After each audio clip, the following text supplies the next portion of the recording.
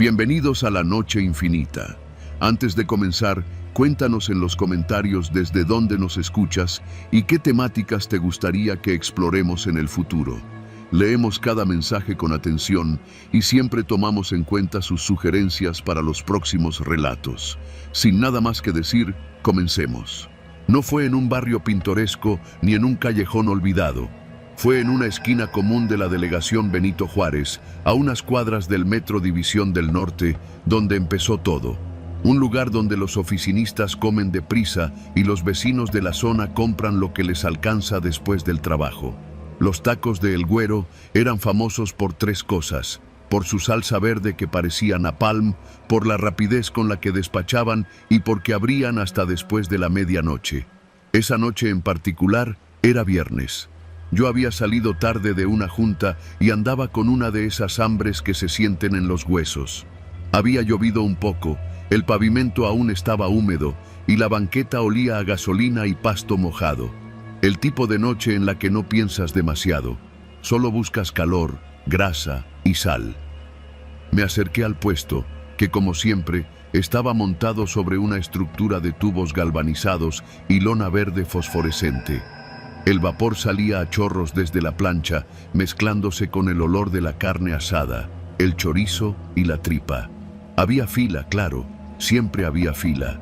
A esas horas, El Güero y su ayudante, un chavo moreno y flaco que apenas hablaba, no daban abasto. Pedí 3 tacos de suadero, uno de tripa y una coca en bolsa. Me puse a un lado, cerca del bote de cebollas, observando a los demás. Un policía comiendo parado junto a su patrulla, una señora con chanclas mojadas y una pareja joven que se reía con esa risa nerviosa de los primeros meses. Todo normal, todo rutinario. Hasta que noté algo extraño. Uno de los tacos venía envuelto con una tortilla un poco más gruesa que las otras. Pensé que era por el doblez o que simplemente habían usado una tortilla distinta, pero cuando le di la primera mordida, algo me raspó el paladar. No era un hueso, no era una piedrita, era algo que no tenía que estar ahí. Lo saqué con los dedos, era una uña humana. No tenía esmalte ni estaba pintada, estaba sucia, amarillenta en la base, con restos de pellejo en un extremo. La miré por unos segundos, como si no pudiera procesar lo que era. ¿Qué chingados es esto?, le dije al Güero, levantando el taco, con la uña entre los dedos. El tipo ni siquiera paró de picar la carne. ¿Qué pasó?, dijo sin verme, como si le hablara del clima. Esto, cabrón, esto es una uña. Salió en mi taco. Entonces sí me volteó a ver, pero no con sorpresa ni preocupación. Me miró como se mira a un niño que pregunta algo incómodo en una reunión familiar. Ah, sí, a veces pasa. Es que usamos todo, joven, todo se aprovecha. ¿Cómo que todo? ¿Qué madres están usando? Los otros comensales voltearon, pero no con la alarma que yo esperaba. Un par bajó la vista, otros simplemente siguieron comiendo. Nadie dijo nada, nadie más se quejó. Mira, si quieres te doy otro, me ofreció, como si se tratara de una tortilla quemada. ¿Otro? ¿Estás pendejo o qué? No supe si fue por el tono, pero el ayudante, el flaco, dejó de mover la espátula. El Güero, en cambio, suspiró. Ya, joven, no se haga. ¿Cuántas veces ha comido aquí? Muchísimas, reconocí, sin pensar. Y apenas hoy le sale una uñita y ya quiere armarla de pedo. Me quedé callado, no por aceptación, sino por shock, porque su respuesta no tenía sentido, pero al mismo tiempo, sí. Miré el taco que ya me había tragado a la mitad. Sentí como el estómago me daba un vuelco. El sabor aún estaba en mi boca. ¿Qué carne es esta?, le pregunté, sintiendo que ya conocía la respuesta, pero necesitaba oírla. Es suadero, joven, el de siempre, lo mismo que ha comido desde hace quién sabe cuántos viernes. Pero esto... Volví a mostrarle la uña. El Güero se encogió de hombros. A veces, los proveedores mandan cosas raras. Mira, ¿quieres su dinero o qué? Me extendió un billete arrugado de 50 pesos, sin mirarme. Lo tomé, no por aceptar la situación, sino porque no quería tener ni un centavo mío ligado a ese lugar. Me di la vuelta y caminé unos pasos. Pensé en ir con la policía, pero el patrullero seguía ahí, terminándose su taco. Me le quedé viendo. «Disculpe, oficial, acabo de encontrar una uña en mi taco». El policía me miró con calma. «¿Y qué quiere que haga?» «Pues, investigar, clausurar el puesto, no sé». «¿Tú sabes cuántas taquerías hacen cosas peores?», me respondió, sacudiendo los dedos en la bolsa de plástico para sacar el último trozo de tortilla. «Si te supieras todo lo que uno se come en la calle, no volverías a probar un taco en tu vida». «Pero ¿esto es ilegal? ¿No?». El policía se limpió las manos con su pantalón. «¿Tienes pruebas?». Saqué el pedazo de uña, ya seco, cubierto de salsa. Lo extendí en mi palma. El oficial la miró de reojo, sin acercarse. «Podría ser de cualquier cosa. Una uña de cerdo, por ejemplo». «Eso no es de cerdo». «¿Y cómo sabes? ¿Eres veterinario?». Me quedé mudo. El aire frío empezaba a colarse por el cuello de mi camisa. El policía terminó su coca y la dejó caer al bote. «Consejo de amigo. Si no quieres verte envuelto en broncas que no entiendes, mejor olvida lo que pasó». «¿De qué está hablando?». «Te estoy diciendo que te vayas a tu casa. Come otra cosa. Mañana ya se te habrá olvidado». Me alejé. Caminé varias cuadras sin rumbo.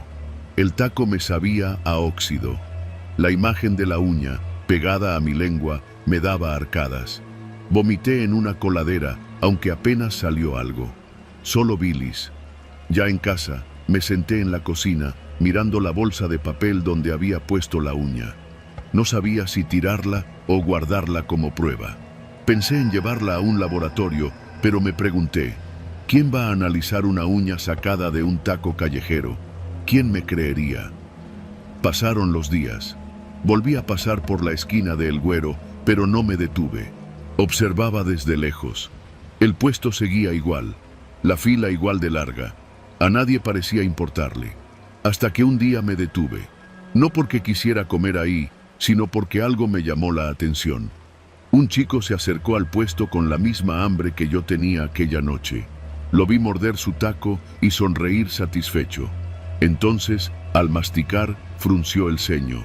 Se llevó los dedos a la boca y sacó algo. Una uña. La miró por un segundo y luego la tiró al suelo y siguió comiendo.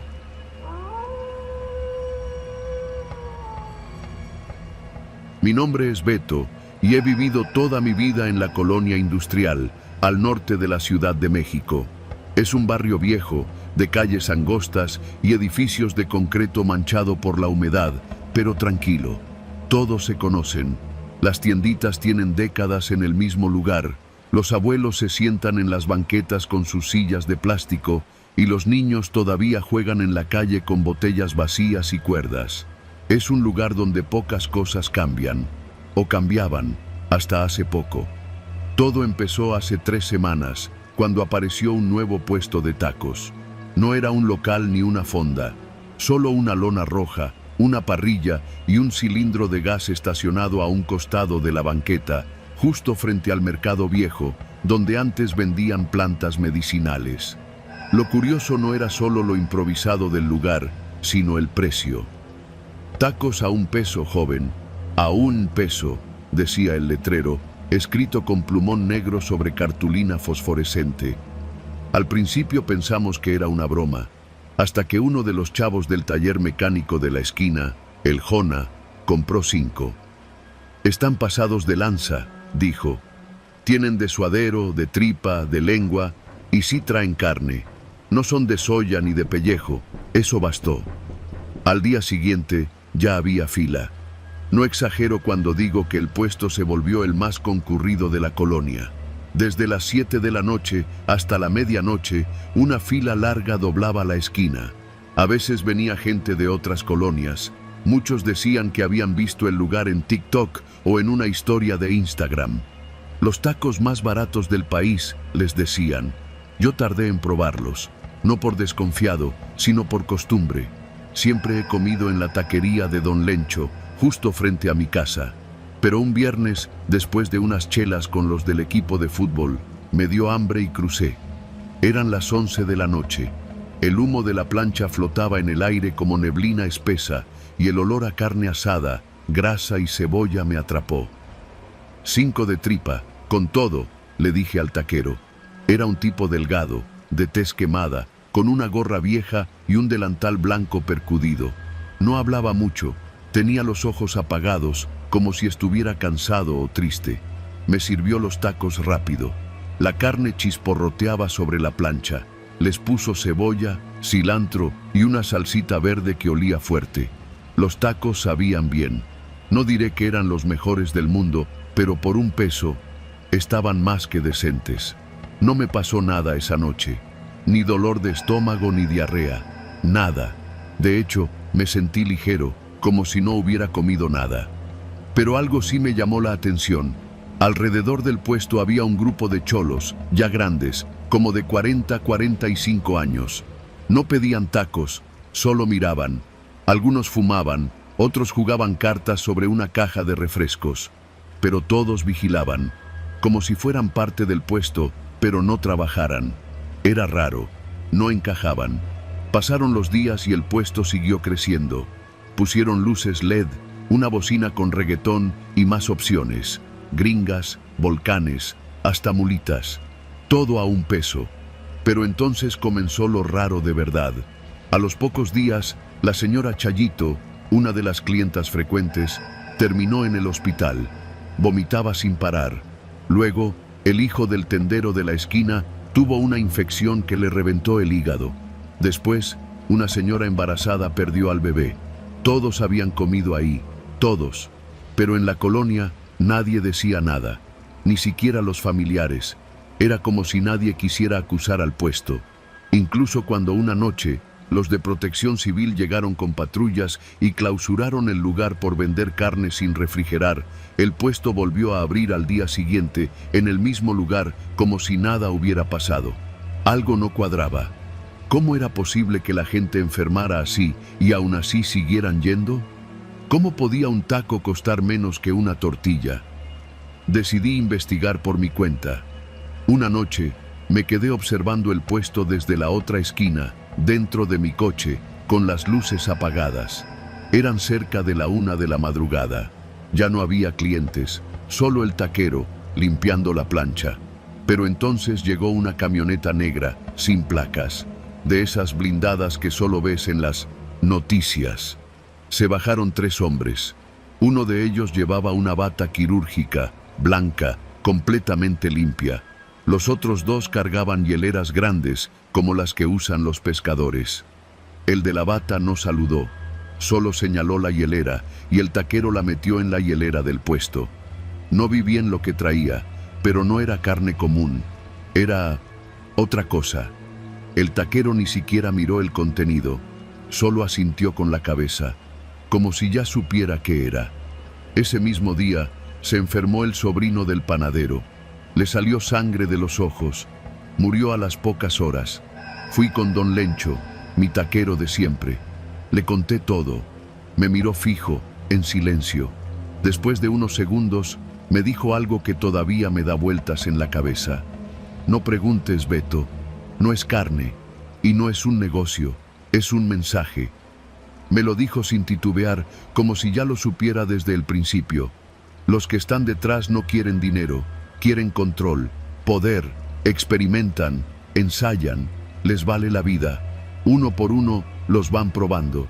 Y nadie dice nada porque todos tenemos hambre. Y todos, tarde o temprano, acabamos comiendo aunque sepamos que nos hace daño. Desde ese día no volví a acercarme al puesto, pero seguí observando. Cada 2 días llega la camioneta. Cada 2 días alguien más se enferma.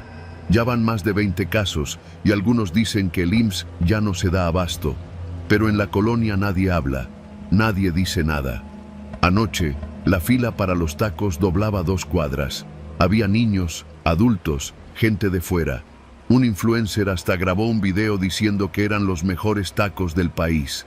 200,000 vistas en una noche. Lo más cruel es que siguen cobrando un peso. Un maldito peso. Hoy, mientras sacaba la basura, vi a mi vecino, un chavito de secundaria. Estaba comiendo 3 tacos de suadero, bien bañados en salsa.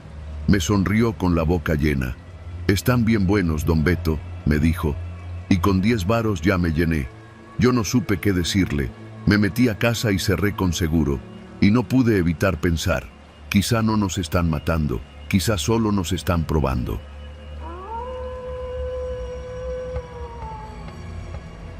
Me llamo Valeria, y si estás leyendo esto, probablemente ya alguien se enteró. Quizás la policía, quizás mi mamá, tal vez solo un desconocido que encontró este archivo en mi celular. No sé si servirá de algo, pero tengo que contarlo todo, exactamente como fue. Todo empezó con una garnacha. Sí, una simple quesadilla. Era viernes, como a las 6 de la tarde, y salí de trabajar con un hambre que me carcomía el estómago. Yo trabajo en una agencia de diseño por la colonia Doctores, así que decidí caminar hacia la estación de metro Salto del Agua. No tenía ganas de meterme en un restaurante ni de esperar el Uber eterno, así que, cuando vi un puestecito nuevo de quesadillas sobre niños héroes, justo donde antes vendían dulces típicos, me acerqué.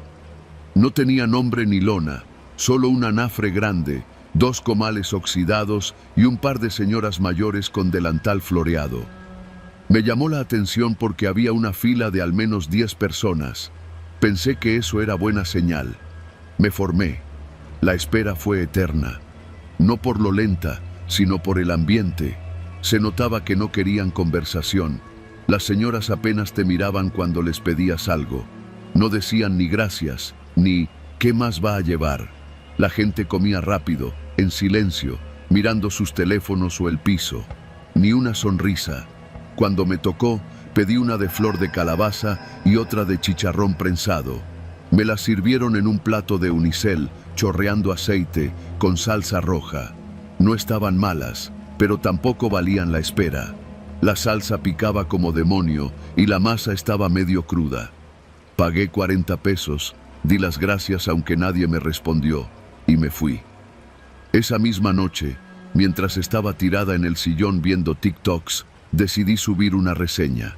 No fue una grosería, no insulté a nadie. Escribí en el grupo de vecinos de la colonia: «Ojo con el nuevo puesto de quesadillas en Niños Héroes, junto a la tlapalería. Muy mala atención, sabor promedio y carísimas. No lo recomiendo». En menos de media hora, ya tenía como 30 reacciones. Algunas me daban la razón, otras decían que estaban ricas. No le di importancia. Cerré la app y me dormí. A la mañana siguiente, noté que el post había desaparecido. Pensé que algún admin lo borró, pero me pareció raro porque no tenía insultos ni nada ofensivo. No me quise clavar. Ese día salí a hacer mis cosas: mercado, lavandería, recoger unos paquetes en correos. Fue el domingo por la tarde cuando pasó algo extraño. Me llegó un mensaje a Instagram de una cuenta sin seguidores, sin foto, sin publicaciones. Decía: «Mejor borra lo que escribiste, no sabes con quién te metes». Pensé que era una broma o algún loco. Respondí solo con un emoji de risa. Lo bloqueé y olvidé el asunto. Esa noche, cuando fui por mi coche al estacionamiento subterráneo, noté algo fuera de lugar. En el parabrisas había una hoja doblada.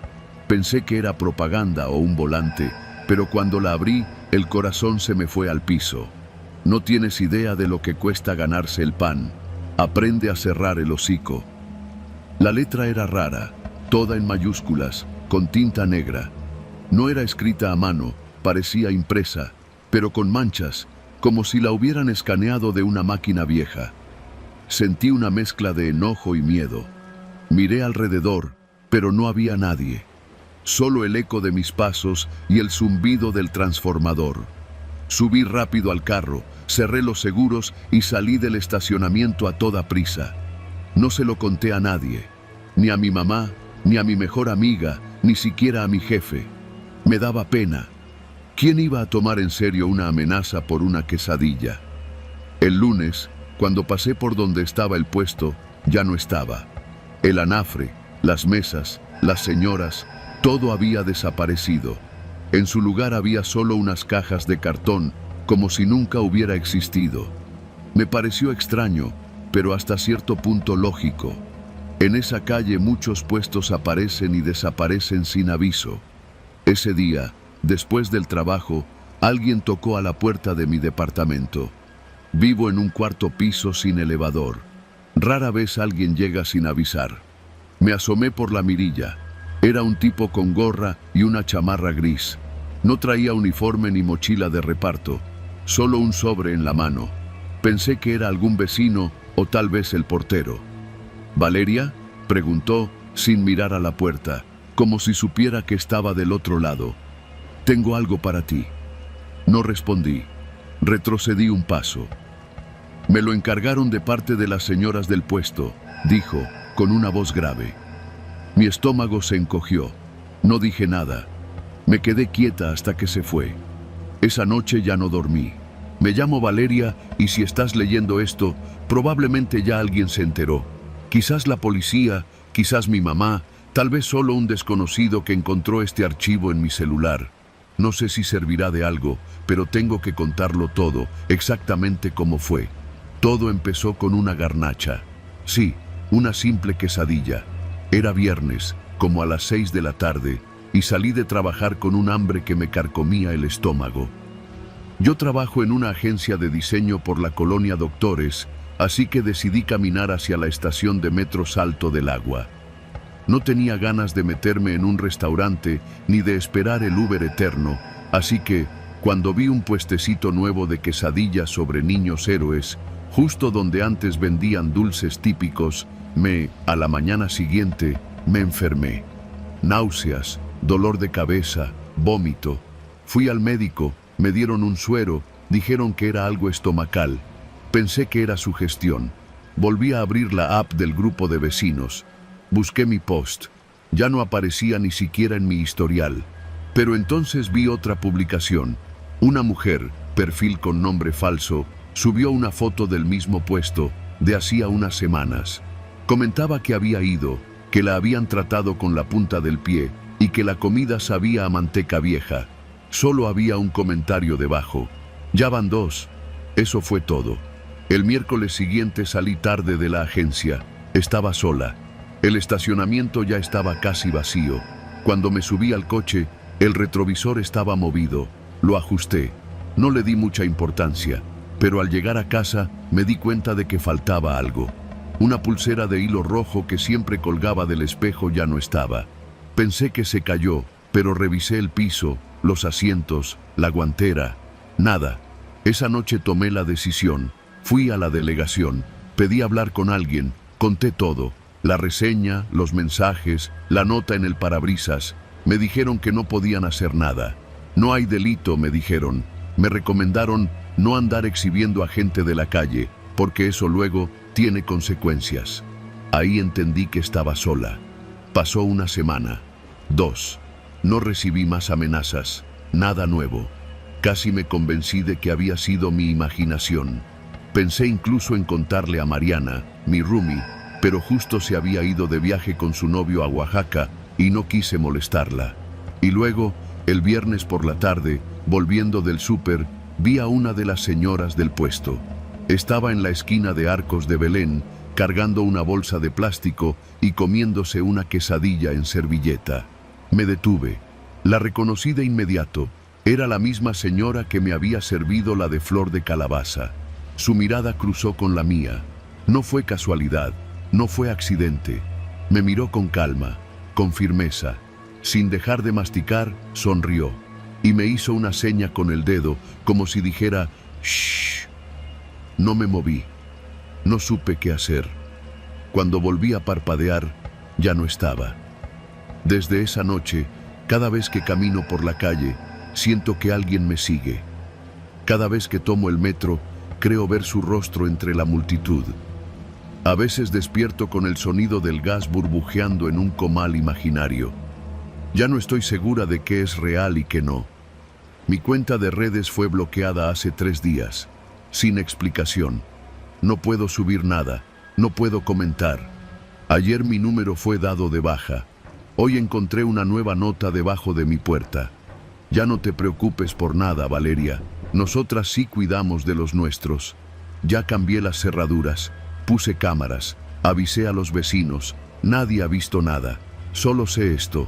No debí publicar esa reseña. Y tú, quien sea que esté leyendo esto, tampoco lo hagas.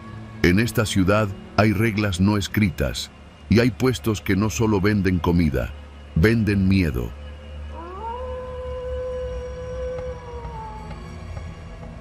Trabajo vendiendo aguas frescas en un puesto que pongo cada día sobre la avenida Ermita, a la altura del metro UAM-Iztapalapa. Llevo allí desde hace casi 4 años, y si no me ha faltado para tragar, es porque aprendí a ser práctico. No juzgo, no pregunto, solo vendo. El calor aprieta desde temprano y la gente necesita algo frío, algo dulce, algo que les quite la sed y los distraiga del polvo y del ruido. Mi nombre no importa, mejor así. El que quiera saberlo, que me pregunte en persona, que venga y me mire a los ojos mientras le sirvo un vaso de horchata o de Jamaica, a ver si se atreve.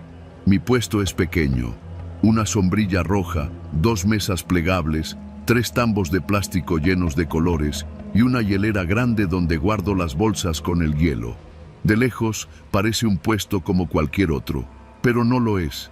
Yo vendo agua con secreto. Antes de que empiecen a hacer suposiciones, les aclaro algo. No vendo droga. No soy estúpido. No quiero morir baleado ni terminar en la cárcel por algo tan burdo. Mi negocio es más fino, más silencioso y más constante. Yo no necesito correr ni esconderme. Yo solo necesito que la gente tenga sed. Y en esta ciudad, eso no falta. Todo comenzó cuando mi primo Martín, que trabajaba como intendente en la Facultad de Medicina de la UNAM, me ofreció una bolsa. Era un viernes por la noche y yo acababa de cerrar el puesto. Estábamos tomando caguamas sentados en la banqueta cuando sacó la hielera pequeña del portabultos de su moto. «Mira lo que me encontré», me dijo, medio en broma, medio en serio. Levantó la tapa y adentro había varios frascos, algunos rotulados, otros con etiquetas despegadas. En todos flotaba un líquido transparente, espeso, y dentro, trozos, dientes, dedos, órganos pequeños, todo conservado en formol. «¿Estás enfermo o qué?», le pregunté, apartando la hielera con asco. «No, güey, esto lo tiran. Son muestras viejas, de esas que ya nadie usa. A veces se rompen los frascos, a veces se evaporan. Nadie les lleva la cuenta. Yo solo limpio los estantes. Y si desaparecen, nadie dice nada». Lo miré con cara de asco. «¿Y para qué me traes esto?». Martín soltó una risita. «¿Has probado lo que pasa si le echas un chorrito de esto a un galón de agua de limón?». No le respondí.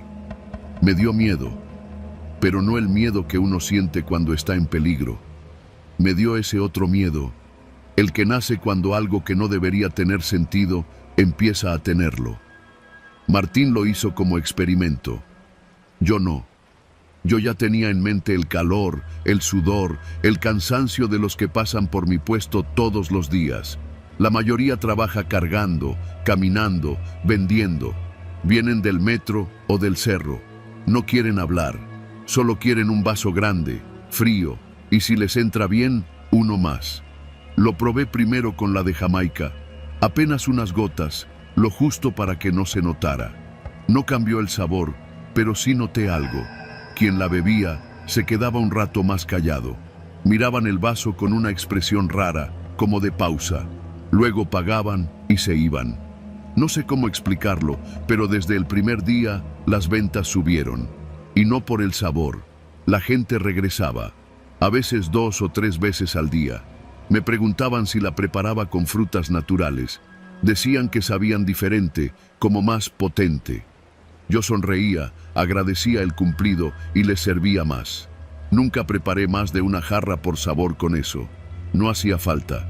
Solo bastaba una dosis mínima por tanda. El resto era agua normal, azúcar y colorante. Lo importante era el toque. Martín me traía los frascos cada semana. Nunca pregunté de dónde venían exactamente, pero sí me contaba que algunos los encontraba aún en las mesas de prácticas, abandonados. Otros los sacaba del contenedor de residuos biológicos antes de que los sellaran. Con el tiempo me empecé a volver selectivo. Solo usaba los frascos que tenían trozos humanos. A veces eran partes reconocibles, un dedo, una oreja, un trozo de piel. Otras veces solo eran masas blandas en frascos que ya nadie quería tocar. El formol los mantenía flotando, pero a mí me daban la sensación de estar dormidos, nunca muertos. Una tarde llegó una señora con su hijo. Era un niño de unos 10 años, flaco, con los ojos muy abiertos. Pedí una horchata con hielos. El niño la bebió rápido y se me quedó viendo. ¿Por qué sabe como a hospital?, preguntó. La señora le dio una nalgada suave y lo regañó por andar diciendo tonterías. Pero yo supe que él lo había notado. No el sabor, sino el recuerdo. Después de ese día me puse más nervioso. Empecé a reducir la cantidad de formol, pero no podía dejarlo del todo. Ya no se trataba de adicción, era otra cosa. El puesto dependía de eso. Yo dependía de eso. La gente venía por algo que no entendía, y si dejaba de darlo, lo notarían. Y lo notaron. Me llamo Armando, y durante casi 6 años vendí tacos de suadero en la esquina de Eje Central y Lucas Alamán, justo donde la fila del Metrobús hace curva y el olor a aceite quemado se mezcla con la carne dorada. Para muchos, ese puesto fue su salvación a medianoche. Para mí, fue el inicio de una pesadilla que casi me cuesta la vida. Todo empezó el día que tuve que dejar mi puesto original por un conflicto con otro taquero de la zona. Era un tipo pesado, de esos que no te dicen nada a la cara, pero que una noche te mandan a unos clientes que te rompen la hielera con todo y refrescos. Cuando me cansé de los madrazos y de la policía haciéndose pendeja, decidí aceptar la oferta de Don Goyo. Don Goyo era un señor mayor, menudo y con la voz rota de tantos cigarros, que vendía tamales en la madrugada frente a un taller mecánico cerrado desde antes del temblor del 85. Me dijo que ya no podía atender el puesto por una dolencia en la pierna y que buscaba a alguien de confianza para que lo atendiera. El trato era bueno, el carrito era suyo, el espacio ya estaba arreglado con los de vía pública y solo debía seguir las reglas. Cuando le pregunté cuáles eran, me contestó sin dudar. Cada cliente nuevo que venga tiene que ver la parte de atrás. Si no quiere, no le vendas. Tú nada más les dices que pasen atrás un momentito. Ellos sabrán. Y no preguntes. Pensé que se trataba de alguna superstición o rito de iniciación para nuevos clientes. Total, hay gente que reza antes de comer o que no toma tacos si no es martes. No me pareció tan grave. Además, Don Goyo me dejó los primeros costales de masa, la vaporera grande y hasta un toldito nuevo que compró para el calor. Lo que me desconcertó un poco fue que el carrito tenía una puertita trasera, como de compartimento secreto, y un banquito viejo de madera cubierto con una lona negra. Pensé que era para guardar cosas. No le di importancia. La primera noche, el puesto jaló bastante bien. Era una zona donde había un bar de mala muerte, 2 talleres cerrados y una tienda de esas que venden celulares robados. Pero a las 10 ya empezaban a llegar los de siempre. Los borrachos, los empleados nocturnos, los policías de ronda. Algunos me reconocían de mi anterior puesto y me saludaban. Otros eran nuevos y ahí fue donde me tocó aplicar lo que Don Goyo me pidió. El primero fue un tipo joven, flaco, de cabello largo y cara de estudiante desvelado. Me pidió 2 de verde y 1 de dulce. Yo le preparé su pedido, pero antes de dárselos, le dije, ¿podrías pasar un momentito atrás, porfa? Es parte del servicio para los nuevos. Me miró raro, como si no entendiera, pero luego asintió. Dio la vuelta al carrito y se quedó ahí atrás unos 15 segundos. No oí nada, ni un ruido. Cuando regresó, tenía la cara pálida. Agarró los tamales sin decir nada y se fue. Pensé que era un mamón cualquiera, pero pasó igual con el segundo. Y el tercero. Todos los clientes nuevos reaccionaban raro. Unos salían más pálidos, otros se iban sin comer. Algunos, los menos, solo asentían con la cabeza y regresaban a la fila. Nunca nadie preguntaba nada, y ninguno, ni uno solo, volvió después. Lo anoté mentalmente, pero como el negocio iba bien, No le di demasiada importancia. La cosa cambió la tercera noche. Eran como las 11:30. El flujo de gente bajaba y me quedaban unos 10 tamales, la mayoría de dulce. Entonces llegó una mujer, morena, pelo recogido, vestida como enfermera.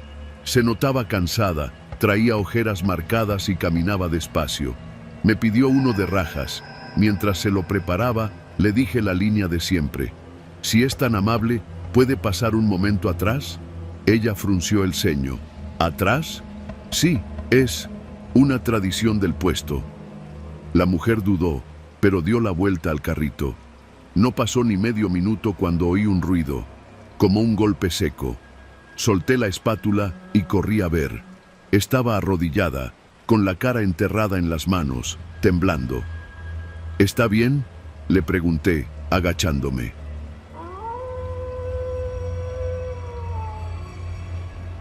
Me llamo Armando y durante casi 6 años vendí tacos de suadero en la esquina de Eje Central y Lucas Alamán, justo donde la fila del Metrobús hace curva y el olor a aceite quemado se mezcla con la carne dorada.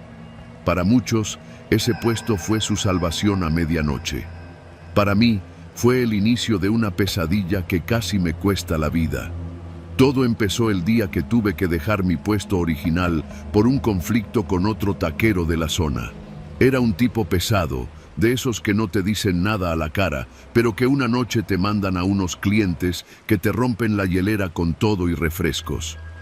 Cuando me cansé de los madrazos y de la policía haciéndose pendeja, decidí aceptar la oferta de Don Goyo. Don Goyo era un señor mayor, menudo y con la voz rota de tantos cigarros, que vendía tamales en la madrugada frente a un taller mecánico cerrado desde antes del temblor del 85.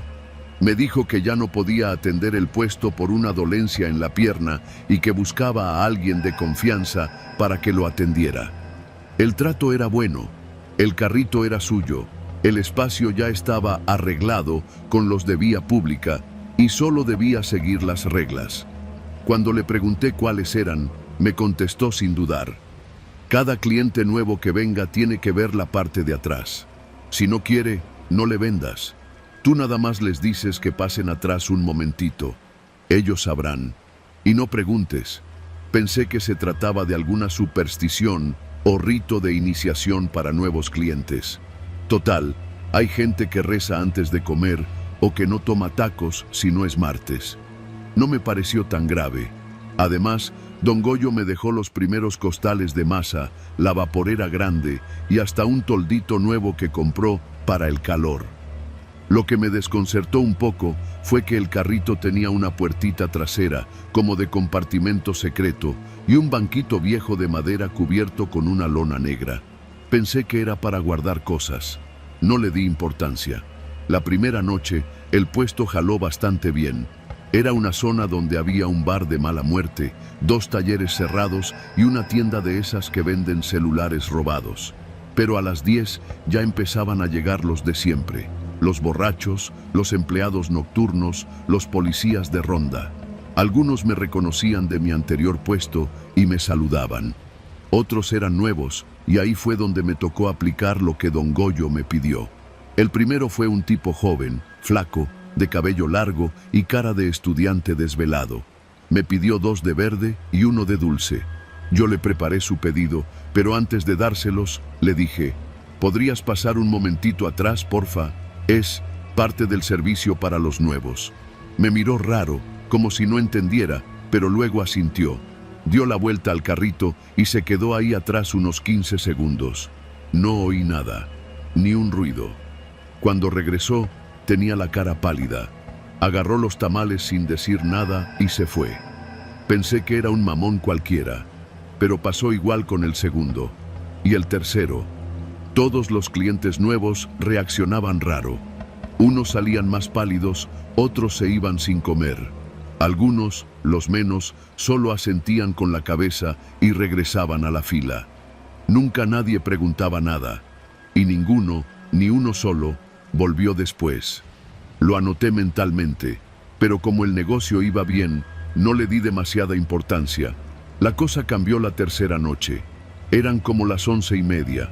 El flujo de gente bajaba y me quedaban unos 10 tamales, la mayoría de dulce. Entonces llegó una mujer, morena, pelo recogido, vestida como enfermera. Se notaba cansada, traía ojeras marcadas y caminaba despacio. Me pidió uno de rajas. Mientras se lo preparaba, le dije la línea de siempre. Si es tan amable, ¿puede pasar un momento atrás? Ella frunció el ceño. ¿Atrás? Sí, es una tradición del puesto. La mujer dudó, pero dio la vuelta al carrito. No pasó ni medio minuto cuando oí un ruido, como un golpe seco. Solté la espátula y corrí a ver.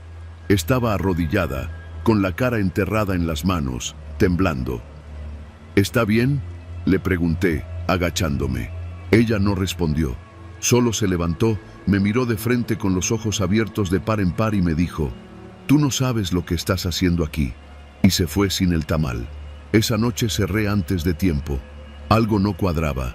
Me quedé viendo la puertita trasera del carrito, dudando si abrirla. Pero una voz interna, no una voz mágica, sino mi propia paranoia, me detuvo. «No preguntes», me había dicho don Goyo. «Tú nada más hazlo».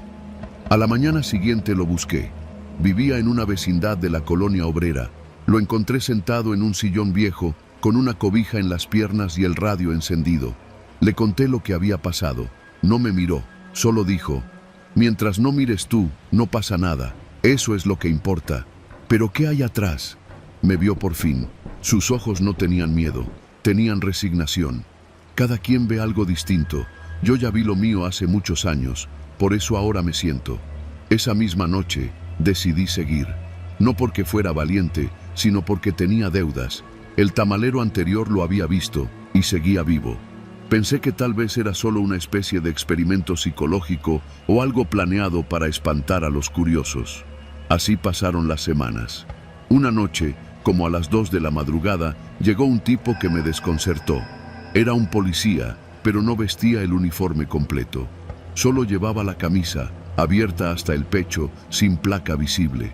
Su cara estaba llena de marcas, como de acné o golpes viejos. Me pidió 2 de mole. «¿Eres nuevo en esta esquina?», me preguntó mientras yo le servía. «Más o menos». «¿Y ya sabes lo del fondo?». Me congelé. «¿Qué cosa?». «La parte de atrás. Ya sabes, lo que todos ven». No supe qué decir. «Yo vine aquí hace un año», dijo, con una sonrisa torcida. «Antes que tú. El que estaba antes que don Goyo me lo pidió. Fui, lo vi, y ya nunca volví a dormir igual». «¿Qué viste?». «A mi papá».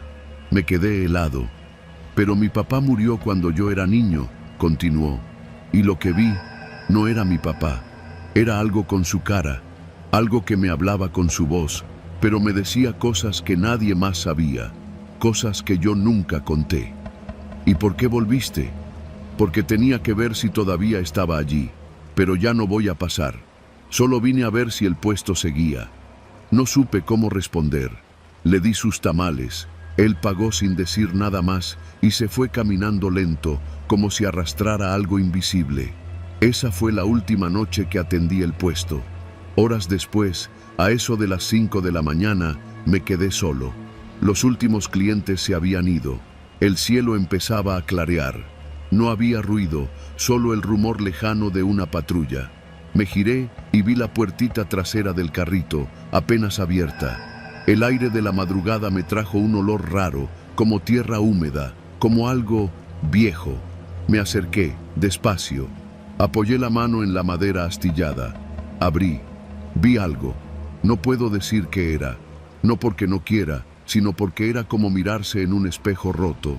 Vi fragmentos, pedazos de mi historia, de mis errores. Vi a la persona que dejé morir. Vi la mentira que me salvó y que me persigue cada día. Vi el rostro de alguien que jamás debí olvidar. Y sobre todo, sentí un peso, como si lo que estaba ahí supiera todo sobre mí, más de lo que yo mismo recuerdo. No sé cuánto tiempo pasó, tal vez segundos, tal vez una hora. Cuando cerré la puertita, supe que no podía seguir. Empaqué todo, tiré los tamales que quedaban y me fui sin mirar atrás. No regresé por el carrito. No regresé a la esquina. Cambié de colonia, de trabajo. Me puse a vender jugos en la mañana, en una ciclovía del centro. Vivo con menos, pero duermo mejor. A veces, cuando alguien me pregunta por qué dejé los tamales, solo sonrío. Y cuando alguien me dice que encontró un carrito parecido en otra esquina, con un nuevo vendedor que pide a los clientes pasar atrás, solo les doy un consejo. Si vas, no veas.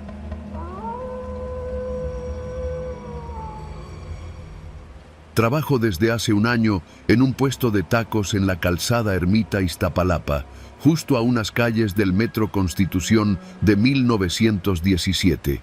El changarro se llama Tacos Don Goyo, y aunque suena a lugar improvisado, es de los más conocidos por la zona. Aquí todo el mundo los conoce, trabajadores de fábricas, estudiantes de la UACM y hasta policías de la patrulla que pasa cada noche.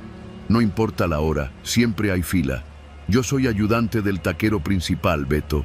Él prepara la carne y yo pico cebolla, lavo el cilantro, hago las salsas y mantengo la plancha limpia. Nada glamuroso, pero el sueldo es fijo, y en esta parte de la ciudad eso ya es ganancia. Todo comenzó con la llegada de un nuevo ayudante, Cristian. Lo trajo Don Goyo en persona, un tipo al que vemos solo cuando las cosas se salen de control. Ese lunes llegó en su tsuru blanco, con la camisa por dentro y la voz más áspera que recuerdo.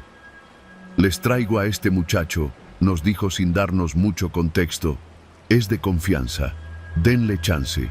Cristian era flaco, moreno, como de unos 25 años, pero tenía una mirada rara. No inquietante en sí, más bien ausente, como si no estuviera del todo presente. Al principio no nos llamó la atención. En este trabajo es común que la gente venga de lugares difíciles. Lo pusimos a cortar limones, acomodar las servilletas y llevar refrescos a los clientes que pedían para llevar. Pasaron los días y Cristian hacía todo bien. Más que bien, en realidad. Nunca se equivocaba, no se distraía, no comía, no tomaba descansos. Parecía incansable. Siempre estaba ahí, parado junto al puesto desde que llegábamos a montar a las 5 de la tarde hasta que cerrábamos casi a las 2 de la madrugada. Fue Beto quien lo notó primero. «¿Ya te fijaste que ese güey no parpadea?», me dijo un martes mientras bajábamos las bolsas de su camionetita. «Llevo 3 días observándolo. Ni una sola vez lo he visto cerrar los ojos. Pensé que era broma. ¿Cómo que no parpadea?». Pero esa noche me quedé observándolo mientras acomodaba las charolas de pastor, y sí, no parpadeaba. Ni una vez. Ni cuando el humo de la plancha le pegaba en la cara, ni cuando cortaba los rábanos. Sus ojos abiertos, fijos, sin expresión. Me dio una especie de escalofrío, pero no dije nada. «A lo mejor tiene un tic raro», dije, medio queriéndome convencer a mí mismo. Pero no era eso. Cada día se volvía más extraño. El jueves, uno de los clientes habituales, el chino, un taxista que siempre llegaba a las 11, se puso a bromear con Cristian. «¿Qué tranza, joven? ¿No le cansa tanto pestañeo?». Cristian lo miró fijo, sin responder. El chino se rió solo y se fue con su torta de suadero, pero noté cómo Cristian lo siguió con la mirada, sin mover la cabeza, solo los ojos. Nunca había visto una mirada tan seca, como si estuviera analizando cada paso del cliente. Esa misma noche, cuando estábamos guardando las ollas, vi algo que me dejó frío. Cristian tenía las manos cubiertas de pequeñas cortaduras. No parecía que se hubiera herido una sola vez. Eran decenas, como si llevara días cortándose un poco cada vez, sin atenderse. No se había quejado ni una vez. «¿Qué te pasó en las manos, güey?», le pregunté. Él bajó la mirada, pero no dijo nada. Solo siguió doblando las servilletas. El viernes fue peor. Una señora llegó gritando, buscando a su hijo. El Brian se me fue desde ayer». Todos se quedaron callados, viendo cómo pasaba entre los puestos. Lo raro fue que Cristian se quedó observándola, muy quieto, con los ojos bien abiertos como siempre, pero esta vez sus labios se movían apenas, como si hablara en voz bajísima.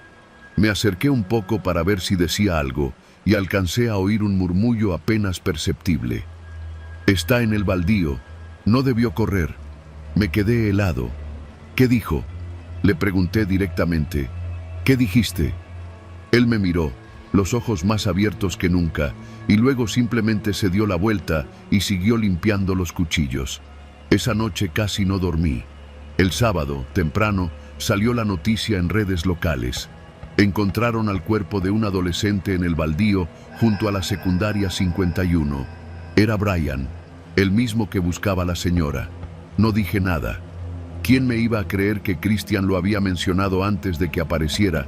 Ya no me sentía cómodo a su lado. Pero lo más cabrón fue lo que pasó la madrugada del domingo. Estábamos guardando todo. Yo lavaba las cazuelas con jabón Roma y una fibra vieja. Christian secaba los cuchillos. De pronto lo vi quedarse quieto, mirando hacia la avenida. Me giré para ver qué era y vi a un tipo parado, solo, con una mochila, como si estuviera esperando algo. Christian murmuró otra vez, apenas audible. «Ese va a intentar robarte mañana». Yo me puse pálido. «¿Qué dijiste?» «Mejor cambia de camino cuando vayas al metro». No supe qué responder. No me atreví a decirle a Beto. Esa madrugada fui a casa caminando por otra ruta y no dormí bien en toda la noche. No podía dejar de pensar en sus palabras. El domingo no fui a trabajar, fingí estar enfermo, pero desde la ventana de mi casa, vivo en un edificio a 2 cuadras del puesto, lo vi desde lejos. Ahí estaba Christian, parado como siempre, inmóvil, con los ojos abiertos, mirando a todos como si pudiera ver dentro de ellos. Desde entonces no he vuelto al puesto. Me inventé que tenía que cuidar a mi abuela. Sé que don Goyo se molestó, pero ya no quiero estar cerca de ese tipo. Pasó una semana. Ayer por la noche, mientras volvía del Oxxo, vi algo que me hizo casi soltar las bolsas. Christian estaba parado frente a la puerta de mi edificio. No tocó, no habló, solo me vio. Y sin decir nada, dio media vuelta y se alejó calle abajo. Sigo sin entender qué es. No parece humano, pero no ha hecho nada. Aún. Lo único que sé es que sigue ahí. Y no ha parpadeado ni una sola vez.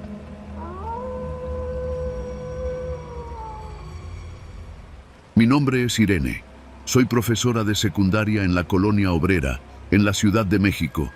No soy de las que creen en cosas raras. Me gusta tener los pies bien puestos en la tierra, saber de dónde vienen las cosas y por qué suceden. Pero lo que viví hace unos meses todavía no puedo explicarlo por completo. No porque no entienda lo que pasó, sino porque aún me cuesta creer hasta dónde pueden llegar algunas personas, y lo poco que sabemos de quienes tenemos más cerca. Mi hermano Julián desapareció en noviembre del año pasado. Tenía 29 años, 2 más que yo.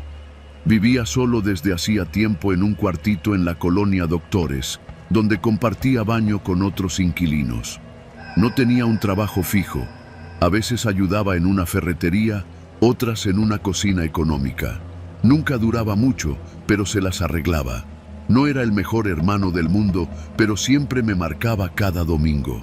Esa fue la primera señal de alarma. Un domingo que no llamó. Pasaron 3 días antes de que alguien más notara su ausencia. Fue la señora Toñita, la dueña del edificio donde rentaba. Me llamó para preguntarme si Julián se había ido de viaje, porque no lo veía desde hacía una semana y su cuarto seguía cerrado con candado por fuera. No tenía con quién irse, no tenía a nadie más. Fui de inmediato. Cuando llegué, el cuarto estaba igual que siempre. Una cama sin tender, una televisión de esas gordas con estática y una repisa con latas de atún y cigarros sueltos. El candado estaba puesto por fuera. Nadie lo había forzado. Sus cosas estaban allí, pero su cartera y su celular no. Fui al Ministerio Público, levanté el reporte, pegué volantes en los postes y esperé. Esperé casi 2 meses. Nadie vio nada. Nadie sabía nada. Nadie dijo nada. Un día, mientras tomaba el metro en Chabacano rumbo a la escuela, me encontré a un alumno que vendía dulces en el andén. Me saludó y mientras me ofrecía un mazapán, me soltó como si nada. «Profe, su hermano no vendía tacos, ¿verdad?» «¿Tacos?», pregunté confundida. «Sí, creo que lo vi en un puesto aquí en la colonia Asturias. Uno de esos que abren solo de noche. Lo vi hace como 2 meses pero no lo he vuelto a ver. Eso fue lo que me hizo moverme otra vez. La colonia Asturias queda cerca. Tomé una libreta y durante más de 3 semanas me dediqué a recorrer las calles cada noche después de dar clases. Veía los puestos de tacos, de hot dogs, de hamburguesas grasosas. Preguntaba por él, mostraba una foto vieja. Nadie sabía nada. Hasta que llegué al puesto de la calle José María Roa Bárcena. Era un puesto de tortas, de esos que montan con tubos de fierro, lona roja y una parrilla sucia. Estaba atendido por un hombre mayor, de barriga caída y bigote recortado. Lo llamaban Don Leo. No tenía ayudantes ni clientes fieles, pero el puesto seguía ahí, noche tras noche, incluso cuando otros desaparecían por lluvia o por falta de ventas. Me acerqué como cualquier cliente. ¿Tiene de milanesa? Sí, señorita, pase, dijo, con una voz demasiado amable. Mientras preparaba la torta, le mostré la foto. ¿Ha visto a este muchacho? Don Leo la miró apenas un segundo y negó con la cabeza. No, no me suena, pero lo vi. Vi cómo le tembló la mano al cerrar el pan, cómo su mirada se fue al suelo por un instante y luego fingió una sonrisa para entregarme la torta envuelta en servilleta de papel. Volví al día siguiente. No le dije nada, solo observé. Me quedé cerca, en una banca, comiéndome unas papas mientras fingía ver el celular. Y entonces lo vi.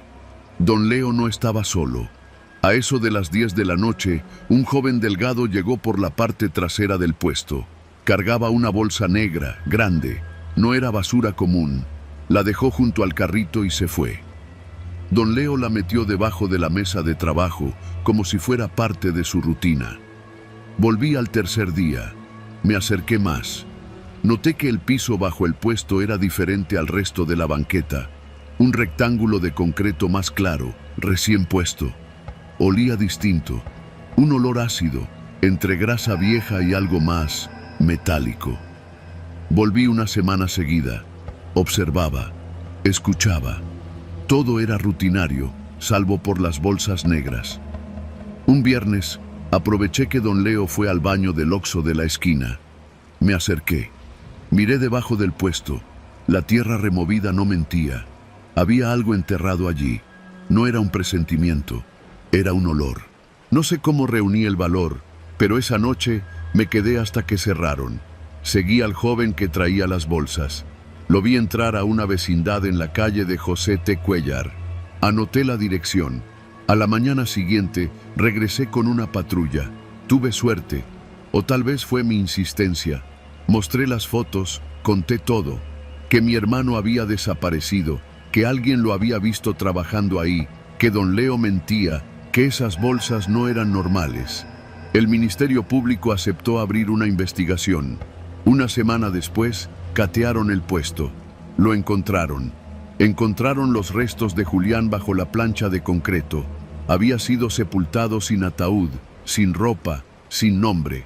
Solo su reloj y una cadena oxidada fueron suficientes para reconocerlo. Supe que había trabajado allí, al menos durante el último mes de su vida. No sabemos exactamente qué pasó, solo que una noche no volvió. Don Leo fue detenido, pero nunca confesó nada. El joven de las bolsas desapareció. La investigación quedó a medias, sin pruebas suficientes para condenar por homicidio. Solo cargos menores por manejo indebido de restos humanos. No tuve justicia, pero al menos pude enterrarlo con su nombre. Ya no paso por esa calle. Evito los puestos de tortas. Me cuesta oler el aceite caliente sin que algo en el pecho se me revuelva. Pero aprendí que los monstruos no siempre viven en casas embrujadas ni se esconden en cuevas. A veces están detrás de un sartén, saludándote con una sonrisa falsa, preguntando si quieres para llevar.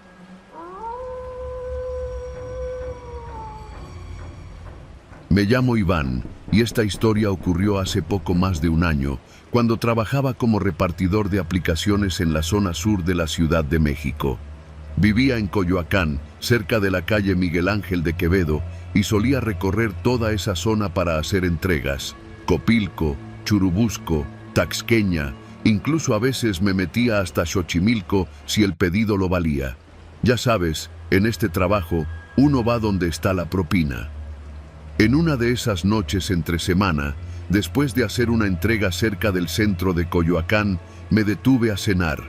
Ya era tarde, pasaban de las 11 y casi todo estaba cerrado, menos unos cuantos puestos callejeros que se alineaban cerca de una plaza que estaba a espaldas de un cine. Tenía hambre, así que bajé de la moto y caminé entre los puestos, buscando algo que me hiciera salivar. Uno en particular llamó mi atención, no por su aspecto, era como cualquier otro, una lona blanca medio sucia, 3 bancos de plástico y una plancha grande echando humo, sino por su nombre. La lona decía en letras rojas, Tacos Doña Mari, sabor con historia, y abajo, en letras más pequeñas, estaba escrito, pregunta por el especial del día, cada nombre tiene su sabor. Me pareció curioso. Pensé que era un recurso publicitario, algo para diferenciarse entre tantos puestos iguales. Me acerqué y la señora que atendía, una mujer robusta, de unos 60 años, me sonrió sin mostrar los dientes. Tenía el cabello recogido en un chongo apretado y las manos cubiertas con guantes de cocina desechables. ¿Qué va a hacer, joven?, me preguntó, sin perder esa sonrisa extraña, como ensayada. ¿Qué es eso del especial del día?, le dije mientras me sentaba. Ella alzó una ceja, como si no esperara que le preguntaran. Cada día tenemos un nombre distinto, dijo. Hoy es Fernando. 3 por 40 pesos, incluyen salsa especial y agua de horchata. Lo dije por decir, pero me reí. ¿Y mañana quién toca? ¿Leticia? La señora no respondió. Simplemente empezó a preparar los tacos sin decir una palabra más. Me incomodó un poco, pero ya me había comprometido. Me puse a ver el celular mientras el olor de la carne sazonada me empezaba a abrir más el apetito. Cuando me sirvió, noté algo raro. No era carne de res ni de cerdo, al menos no como la que uno acostumbra en tacos. Era más suave, menos grasosa y tenía un color entre rojo oscuro y marrón. Pero el sabor era otra cosa. No sé cómo describirlo. Era delicioso, sí, pero tenía algo más. Algo que no podía identificar y que, sin embargo, hacía que uno quisiera seguir comiendo. «Está bueno, ¿verdad?», me dijo la señora. Asentí sin mirarla. No quería que pensara que estaba impresionado, aunque sí lo estaba. «Todos dicen lo mismo», añadió. Fernando tenía buen sabor. ¿Era su proveedor o qué? Ella me sonrió y esta vez me miró directo a los ojos. Algo así. Sentí que el estómago se me apretaba de repente, pero no por náusea, sino por inquietud. Dejé el tercer taco a la mitad y me puse de pie. «¿Cuánto le debo?» 40, respondió sin cambiar el tono. Le di el billete y me fui sin decir más. Pero al alejarme, giré discretamente para mirar el puesto. Ya había otro cliente, un tipo joven con camisa de oficina, que ya estaba recibiendo su orden. La señora le hablaba como me había hablado a mí, con ese tono tan neutro, como si supiera más de lo que decía. Esa noche me costó dormir, no por miedo, sino por algo más físico. Sentía un peso raro en el estómago y la cabeza me dolía ligeramente. No era intoxicación, nada así. Era como una sensación de haber comido algo que no quería estar dentro de mí. Los días pasaron y la historia se quedó como una anécdota extraña, hasta que una semana después, mientras estaba esperando una orden frente a un Oxxo de División del Norte, me topé con un cartel en un poste. ¿Has visto a Fernando Álvarez?, seguido de una foto. Era un tipo de unos 30 años, con camisa de oficina, el cabello bien peinado. Mi corazón se aceleró. No era el mismo sujeto que vi en el puesto, pero el nombre, Fernando. Recordé las palabras de la señora. Fernando tenía buen sabor. Pensé en ir a la policía, contarles, pero ¿qué les iba a decir? Comí tacos con el nombre de un desaparecido y estaban muy buenos. Me iban a mandar al psiquiatra, así que decidí volver al lugar. Volví una semana después. Era jueves. Me estacioné cerca, con la moto apagada y el casco puesto, fingiendo que revisaba el celular mientras observaba los puestos. Todos iguales, excepto el de Doña Mari, que estaba ahí otra vez, con la misma lona. Esta vez el nombre decía Lupita. Me acerqué con cautela y la misma mujer me reconoció. Sonrió. ¿Otra vez por acá? Sí, quería probar el de hoy, le dije, tratando de sonar casual. Hoy tenemos Lupita. Sabe dulcecito, va bien con la salsa de mango. Me senté, pero no comí. Solo pedí agua. Mientras esperaba, vi llegar a una muchacha, morena, delgada, con una mochila colgando. Saludó tímidamente, pidió 3 tacos de Lupita y se sentó junto a mí. Era callada. Al poco rato, la señora le trajo su orden. ¿Sabe quién es Lupita?, le pregunté en voz baja, más por probar una reacción. Ella se encogió de hombros. ¿La dueña del puesto? Negué. Decidí soltarlo. Lupita es una desaparecida. La joven soltó una risa nerviosa. ¿Cómo sabe eso? Saqué el celular. Tenía una captura de otro cartel que había visto en redes sociales. Lo mostré. La chica tragó saliva. ¿Y por qué le pondrían ese nombre al taco? No supe qué responder. Me quedé viendo cómo masticaba con lentitud el segundo taco, como si algo ya le empezara a incomodar. No sé si fue coincidencia, pero su rostro perdió color. ¿Estás bien? Ella asintió, pero se levantó de golpe y se fue caminando apresuradamente hacia un callejón lateral. La señora del puesto no se inmutó, solo limpió la mesa y tiró los restos a un bote. A veces no todos toleran el sabor, dijo sin dirigirse a nadie en particular. Esa noche decidí no volver más. Sin embargo, los nombres continuaron. Cada semana, alguien diferente. Una vez vi Jonathan, luego Marta, luego Oscar. Y casi todos, días después, aparecían en carteles pegados por toda la ciudad. Se busca, desaparecido, visto por última vez en Coyoacán. No tengo pruebas, nada que mostrar, ni siquiera una foto, porque el puesto parece no existir durante el día. Pero si alguna vez andas por la zona de los viveros después de las 11 de la noche y ves un puesto con nombres en el menú, no te detengas, no preguntes, no comas, porque tarde o temprano alguien va a preguntar por ti. Y tal vez, el día que toque tu nombre, el especial seas tú.